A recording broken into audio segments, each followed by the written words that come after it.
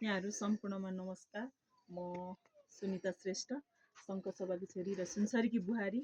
आज चाहिँ म यो 5 खपन नगरपालिका 8 आले भन्ने ठाउँमा आएको छु र हजुरहरूले देखिराख्नु भएको छ सानो बाबु 7 वर्षको बाबु जुन चाहिँ उहाँको बोली छैन, हातखुट्टा चल्दैन र हजुरहरूले आँखा हेर्नु हुँदो रहेछ, तर कहाँ के गर्यो भने थाहा रहेनछ। र योभन्दा अगाडि 2-4 वर्ष हुँदाखेरि चाहिँ सबै कुरा रहेछ र जुन चाहिँ हजुरहरूले देखिराख्नु भएको छ यस्तो हेर्नुहोस् न, उहाँलाई चाहिँ एउटा शिवजी भन्ने पनि धेरैजनाले भन्नुभएको रहेछ, शिवजीको उहाँलाई आएको छ भनेर। ऊ भन्दाखेरि त्यस्तो भन्दाखेरि देउताको नामहरू लिँदाखेरि चाहिँ उहाँले त्यो हाँस्ने रमाउने त्यो हुँदो रहेछ र सिम्टम्सहरू पनि उहाँले चाहिँ त्यो देउताको तरिकाकै हो त्यस्तो गर्नु हुँदो रहेछ, हातहरू पनि त्यसरी। त्यो भएको कारणले गर्दाखेरि चाहिँ एकदम धेरै देउताको फोटो देखायो भनेदेखि हाँस्ने रमाउने त्यो टाइपको सिम्टम्सहरू देखाउनु हुँदो रहेछ। र हुँदै जाँदाखेरि चाहिँ अब गाउँघर त हो होइन, एकदम माथि एकदम लेक साइड जस्तो पर्दो रहेछ। म आउँदै गर्दाखेरि थाहा भयो आफूलाई।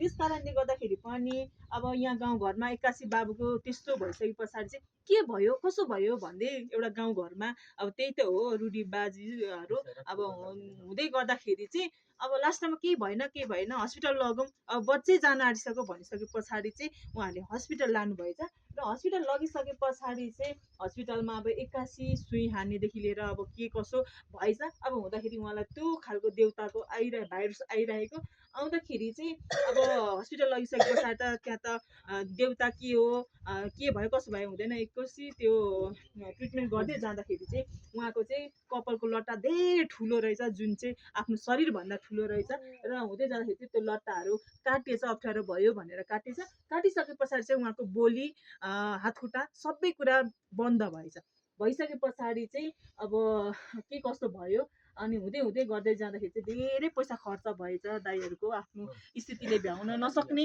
भइसके पछाडि सबैजनासँग चन्दाहरू भनौँ या चन्दा नभनौँ या सहयोग सबैजनाले एउटा आफ्नो छोरा छोरी नाति नातिना भदा भदैनी सम्झेर सबैजनाले सहयोग गर्नुभएछ र हुँदै जाँदाखेरि त्यो सहयोगबाट पनि आर्थिक अब त्यो सहयोग जुटाएकोबाट पनि नसकिसके पछाडि चाहिँ अब के गर्ने कसो गर्ने धेरै वर्ष हस्पिटलमा राखिसके पछाडि चाहिँ घरमा ल्याएर यसरी राख्नु भएको रहेछ। र आज म पनि संयोगवश शङ्करसभा आफ्नो माइती गाउँमा आउँदै जाँदाखेरि अरू ठाउँमा सहयोग गर्दै जाँदाखेरि चाहिँ आज यहाँबाट पनि आउनु पर्यो बहिनी भनेर चाहिँ म आएको थिएँ। र आउँदै जाँदाखेरि मैले धेरै ठुलो सहयोग गर्नु नसके पनि सबभन्दा सुरुमा त म बच्चालाई भेट्छु कस्तो कन्डिसनमा हुँदो रहेछ भनेर चाहिँ म आज बुझ्नु आएको थिएँ र मैले सकेको आफ्नो खाली हातमा आउँ भनेर चाहिँ मैले मेरो भदै बराबर मेरो छोरा बराबर सम्झेर थोरै सानो सहयोग अब जाडोमा यसो अब ल्याइदिएको छु होइन, यसरी ल्याइदिएको छु र अब कतिको ठिक हुन्छ।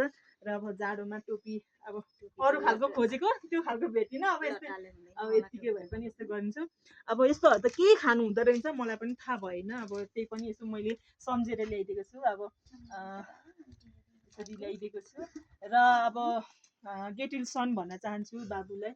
र मैले सकेको अब आज मैले फोनबाट दाइहरूको कुरा सुन्नुभन्दा पनि प्रत्यक्ष देखेर आएको छु र बाबुसँग भिडियो खिचेको छु, फोटो खिचेको छु। र म भोलिको दिनमा चाहिँ मैले उहाँको उपचारको लागि सबैसँग आर्थिकको लागि अब जे कुरामा पनि आर्थिकै चाहिन्छ होइन, आर्थिकको लागि चाहिँ सहयोगको अपिल गर्दै मैले चाहिँ भोलिको दिनमा निनी भनेको देख्न पाऊँ सुन्न पाऊँ म आउँदाखेरि।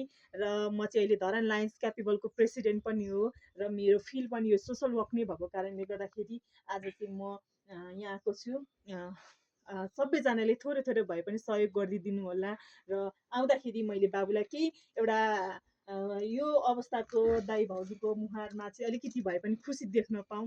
भोलिको दिनमा म आउँदाखेरि चाहिँ मैले केही सहयोगहरू जुटाएर ल बाबुलाई चाहिँ ठाउँमा हस्पिटलमा लानुपर्छ भनेर चाहिँ मैले एउटा दाइहरूलाई सान्त्वना दिन पाऊँ, घाउमा मलम लगाउन पाऊँ, यो नै भन्न चाहन्छु। र हजुरहरू जसले हेरिराख्नु भएको छ हजुरहरूले पनि थोरै भए पनि सहयोग गरिदिनु होला, किनभने हजुरहरूको पनि छोरा नाति भदै होइन त्यो सम्झेर गर्नुभयो भने आज तपाईँले कसैको लागि भगवान् बन्नुभयो भने भोलि तपाईँलाई पर्दा पनि एटलिस्ट भगवान् बनेर कोही न कोही आउँछ भन्ने आशामा छु। हस्, धन्यवाद।